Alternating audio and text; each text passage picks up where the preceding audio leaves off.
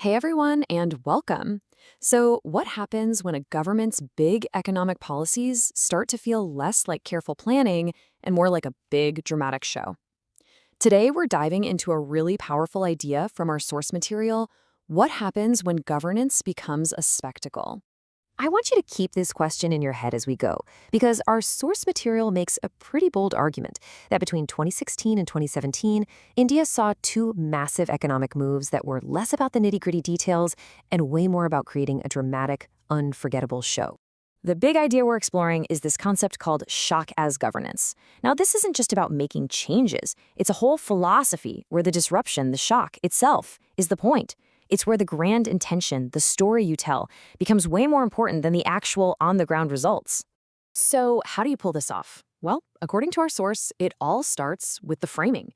You don't present these policies as just boring technical fixes for the economy. No, you frame them as epic, moral battles, a crusade for the very soul of the nation.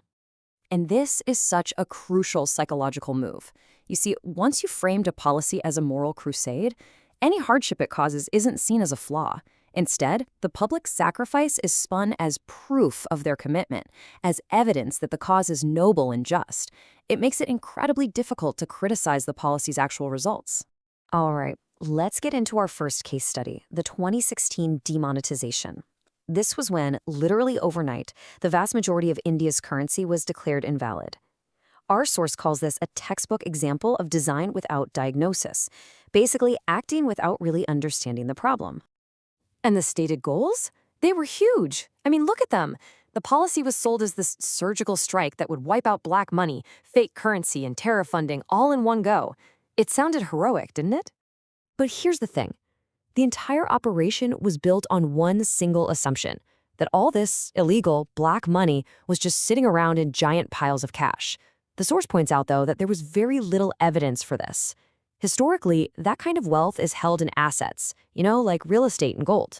And this number, wow, this is the moment of truth. If all that black money cash was out there, it would have been worthless and wouldn't have come back to the banks. But more than 99% of the cash did come back. So, as our source puts it, pretty bluntly, the central claim collapsed. The very thing the policy was designed to destroy, it just wasn't there, at least not in cash form. So what happens next? Well, this is a classic move in the shock government's playbook. Instead of admitting the premise was wrong, the goalposts were moved. The whole thing was recast, after the fact, as a big successful push to get everyone to use digital payments. Now for the second major shock, the Nationwide Goods and Services Tax, or GST. Our source frames this one as reform without sequencing, meaning the way it was rolled out, all at once, created its own massive disruption. I mean, on paper, the idea of GST was great. One single tax for the whole country to make business easier. But in practice, the rollout was sudden, super complex, and placed a huge tech burden on small businesses that were just not ready for it. And this created something our source calls formalization as displacement. See, the official goal was to get all these small informal businesses to join the formal taxed economy. But what actually happened a lot of the time was that these small firms couldn't handle the costs and complexity, so they just closed down. They weren't transformed. They were pushed out of the market. And this chart just visualizes the outcome perfectly. It wasn't a rising tide that lifted all boats. It was K-shaped. The big, organized companies had the resources to adapt and thrive, basically gobbling up the market share from all the smaller businesses that struggled and went under. So, this leads us to a really critical question. When you govern by creating these massive shocks, somebody has to absorb the blow. So, who actually paid the price for all this disruption? This line from the source is just incredibly powerful. The damage wasn't always obvious in the big economic numbers. The pain was felt deep inside the huge informal economy. The daily wage workers, the small shopkeepers, the tiny manufacturers. These are the people who have no voice, no lobbyists. And that bleeding was very, very real. The source talks about broken supply chains, people who live day to day losing their income, and small businesses that had to shut their doors for good.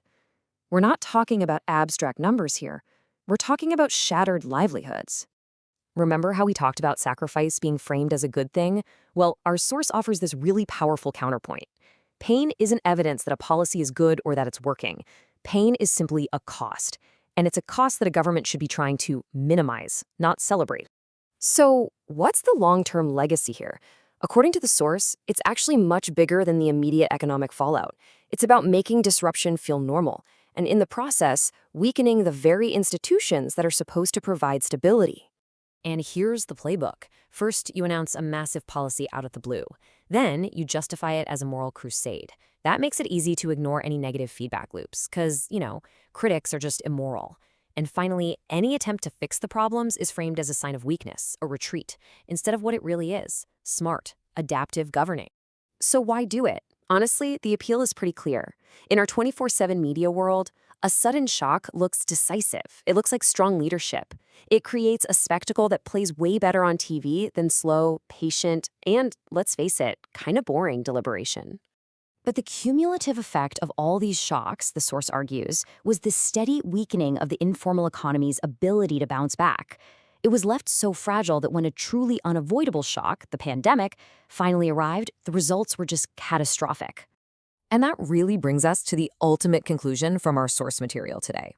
When this performative, shock and awe approach becomes the normal way of doing things, the system's ability to learn from its own mistakes, to adapt and to get better, it just vanishes. Which leaves us with one final, sobering thought. If governing becomes a grand performance, a spectacle for everyone to watch, we always have to ask the most important question: who is being forced to pay the price of admission?